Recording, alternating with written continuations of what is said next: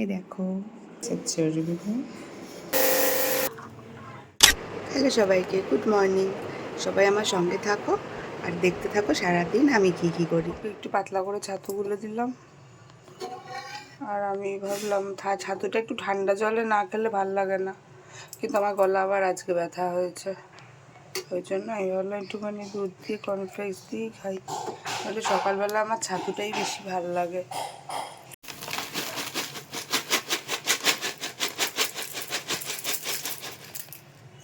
আর দুধ কর্নফ্লেক্স খাওয়া হয়ে গেছে, চলো তাহলে এবার রান্নার দিকে যাওয়া যাক। আজকে একটু মাছ বানাবো। আর ফার্স্টে ভেবেছিলাম ডিম করব, মা ডিম সেদ্ধও বসিয়ে দিয়েছিল, কিন্তু আমার বর না, ও শুক্রবার শনিবারটা কাটানোর পর ওর রবিবারটা যেন মানে ওর জন্মদিন এরকম একটা ওর ফিল হয়, তো মাছ আনিয়েছে। দেখা যাক কী মাছ আনলো। টিফিন হয়ে গেছে, এবার মাছগুলো ম্যারিনেট করে নিচ্ছি। নুন, হলুদ, লঙ্কার গুঁড়ো আর সর্ষের তেল আর অল্প একটু বেসন দিয়েছি।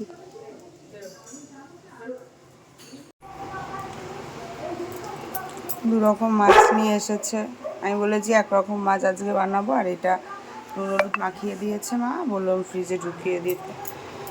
আর আমার এটার মধ্যে এত কিছু দেবো বলে আমি বললাম যে দাঁড়িয়ে যাও আমি মাখছি, কিন্তু আমার তো মাছ মাখতে একদম ভালো লাগে না, মাছ ধরতে একদমই ভালো লাগে না, ধরাও হয় না খুব একটা,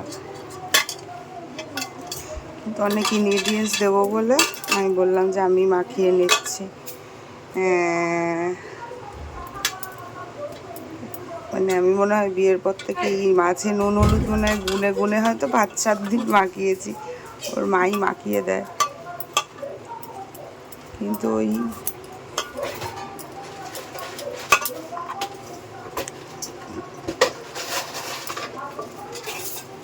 একটা পেস্টের জন্য এটা নিয়েছি, এটার মধ্যে আরও 2টো পেঁয়াজ যাবে যদিও, নিয়ে একসাথে তারপর পেস্ট করব। তেলটা গরম করতে বসিয়ে এদিকে আমি পেস্ট বানিয়ে নিয়েছি। কি হলো সরো, ছাকা খেলে কি হবে তখন?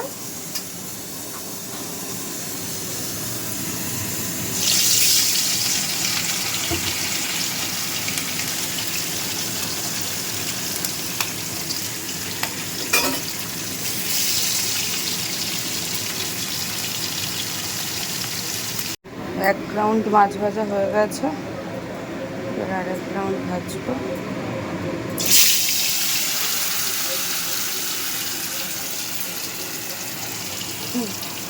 পজ দিয়ে দিয়ে করছি বলে কিছু দেবো না যে আমি মাছ ভাজি না, আমি কিন্তু মাছ ভাজি আর মাছের তেলের ফাটাও খাই।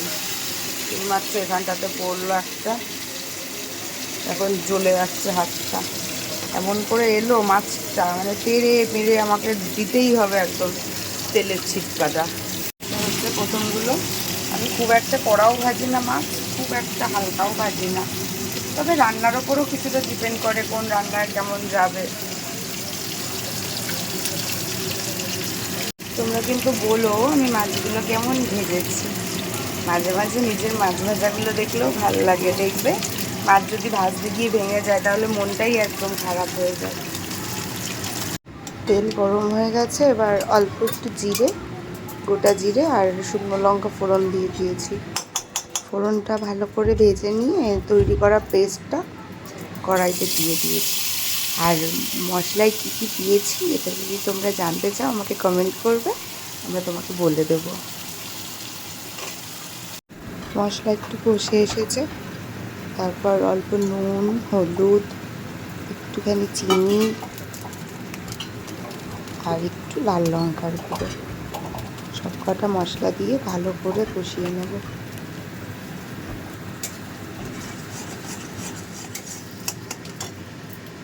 মশলা সব মিশে গেলে ফেটিয়ে রাখা টক দই, বেশি না, জাস্ট 2-3 চামচ মতো দিয়েছি।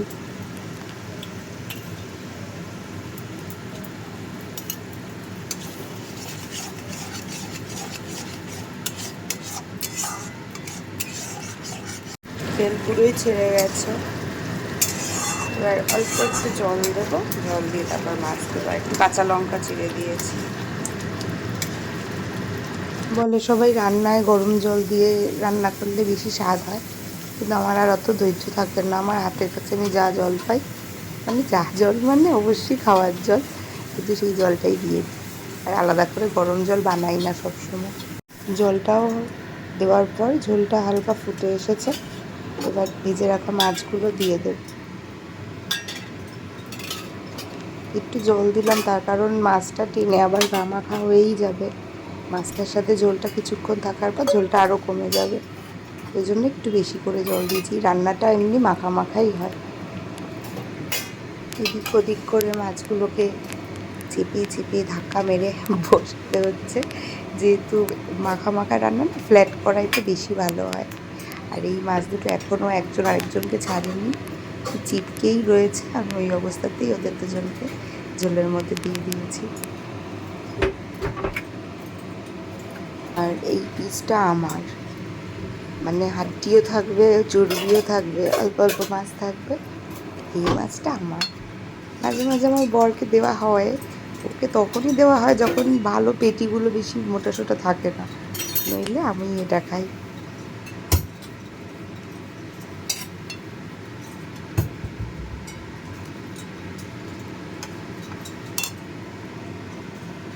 এই একটা জিনিস যেটা আমি হাত দিয়ে ধরতে ভীষণ ভয় পাই, মানে হাতে একবার লেগে গেলে লঙ্কার ভিতরের অংশ সারা দিন আমার হাত জ্বালা করবে, মানে জ্বলতে জ্বলতে হাতের জায়গা ফুলে যাবে, তাও হাত জ্বালা করবে।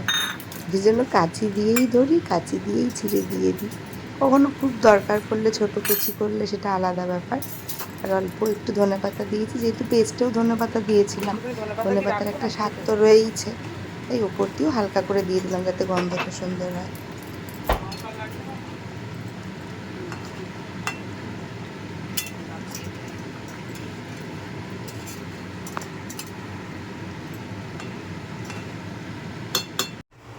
রান্না যদি না খেতে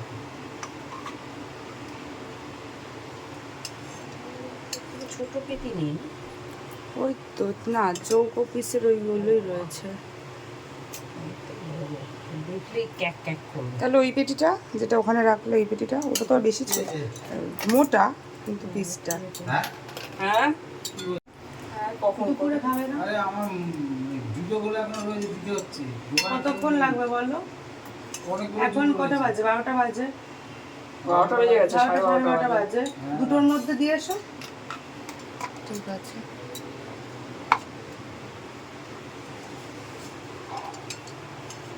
রান্না হয়ে গেছে, মাকে দিতে যাবে সুমনবুই।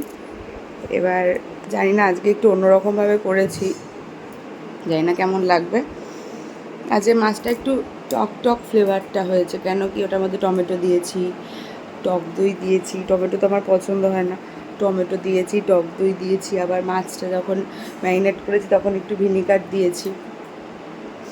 আমি জানি না কেমন লাগবে, একটু অন্যরকমভাবে করার চেষ্টা করলাম, মানে নতুনত্ব করে একটু করলাম। সবসময় একই রকম ভালোও লাগে না খেতে।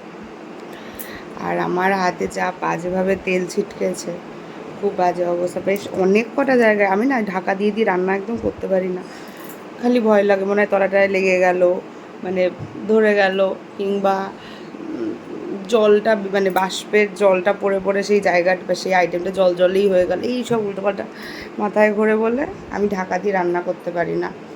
আর ঢাকা যদি মাছ ভাজার সময় দিও, ঢাকা যখন তুলি ঢাকার জলটা যেই তেলে পড়ে সেই আবার আমার গায়ে ফেটে আসে, ওই জন্য আমি ঢাকার চক্করেই যেতে চাই না। কিন্তু 2-4টে জায়গায় ছিটে যে তেল, ওটা কোনো ব্যাপার না, এগুলো হয়েই থাকে। আমার একবার এইখানে ছিটেছে, এইখানে, মানে আরেকটু হলেই চোখে ঢুকে যেত তেলটা। আমার ঘরের এসিটা ক্লিন হচ্ছে, ওই সুযোগে আমি ভাবলাম যে যখন আরও অপরিষ্কার হবেই, তাহলে আমি বিছানার চাদর আর বালিশের কভারগুলো চেঞ্জ করে নিই এই সুযোগে। ওদের জন্য একটুখানি বাদাম লস্যি বানিয়েছি, বেশি বাড়ি করিনি, পাতলা করেই করলাম।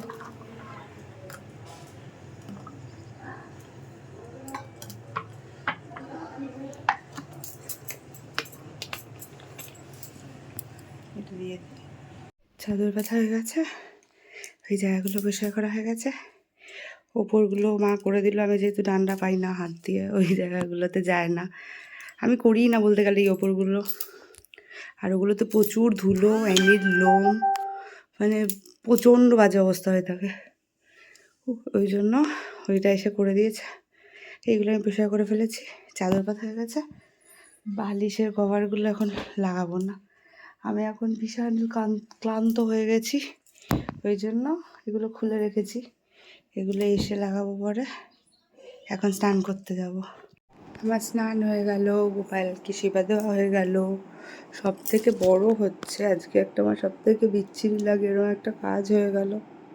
এসিটা পরিষ্কার করতে এসেছি বলে আমার বিছানা চাদরটা বদলানো হয়ে গেল। আমার একদম ভালো লাগে না। ঘর বাড়ি পরিষ্কার থাকবে এটাও চাই, কিন্তু গোছাতে পছন্দ করি না। কিন্তু কিছু করার নেই, নিজের কাজ নিজেকেই করতে হবে। আর দেখো কি সুন্দর সাজিয়েছি আমি বিছানাটা। এই দেখো আমার ঘর গোছানো হয়ে গেছে, মানে বিছানার চাদর বদলেছি, এই জায়গাটা একটু জাম ছিল, জায়গাগুলো ঠিক করে নিয়েছি। আর ওই যে ওই জানলা দিয়ে, যেহেতু গলির ভিতরে বাড়ি, খুব একটা বেশি আলো আসে না, ওই এক ফালি রোদ এসে একটুখানি পড়ে।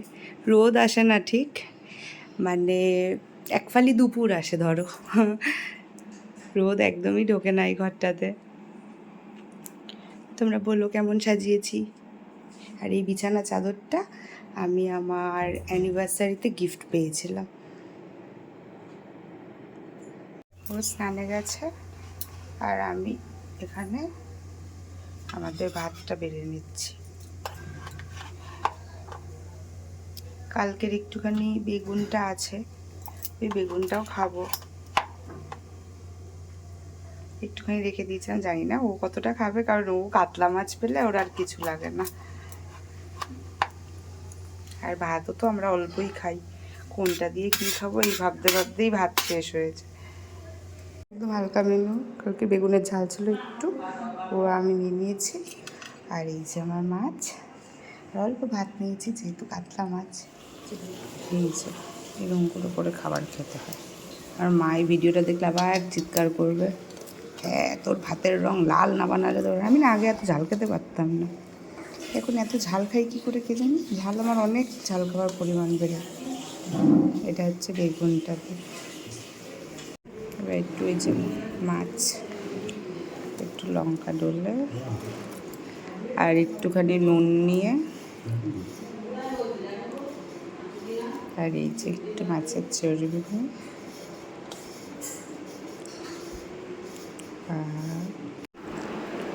খেয়েছ আম? আমার নাকের ডোয়া আম লাগলো কি করে, আনতে গিয়ে একটা।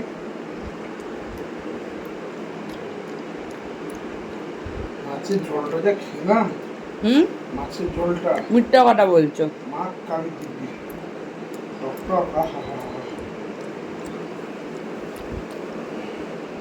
ভালো লেগেছে। আর একটু তেল দিলে ভালো হতো, আর একটু তেল একটু ঝাল ঝাল হলে। ভবিষ্যতে এরকম যদি হয় যে সকালে বেরোবো, একদম রাতে ঢুকবো, কাজ বাজ করতে সময় লাগবে, কাজ বাজে বিজি হয়ে পড়বো বেশি, দুপুরবেলা শুধু এরকম মাছের ঝোল আর ভাত বানিয়ে। তাহলে আমটা খাবে না বলছো? শুধু মাছের ঝোল আর ভাত খাবে, তাহলে আমটা খেলে কেন কতকত করে ভাত খেয়ে উঠে? কোনো তো মাছের ঝোল খেয়ে খুশি। সিজনাল ফলের মধ্যে একমাত্র এটি একটি ফল যেটি তোমার খেতে ইচ্ছা করে আর ভালো লাগে, আর যেটি কিনে কোনো উপকার আছে বলে আমার জানার নেই। ওই সিজনাল ফল বলেই যেটুকু উপকার। রোগাটা খাও, হাফটা দিয়ে দাও, মোটাটা হাফটা না। খাবো না করে তুমি 1.5 টুকরো খেলে, আমি 2.5 টুকরো খেয়েছি, এমন কিছু হেরফের হয়নি।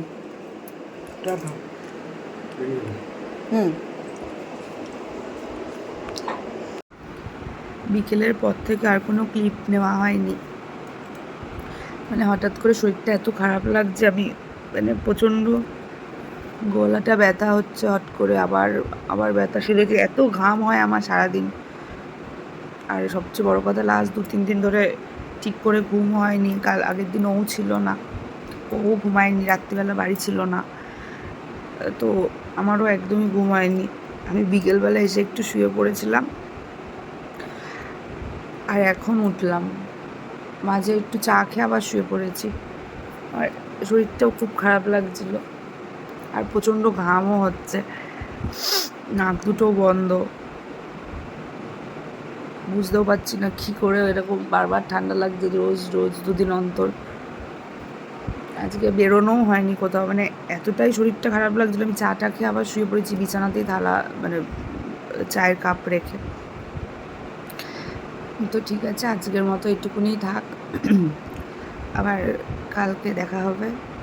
সবাই ভালো থাকো, সুস্থ থাকো, আর এরকম ঠান্ডা লাগিও না। আমার মতো আমি কেন ঠান্ডা লাগছে আমি বুঝতেও পারছি না।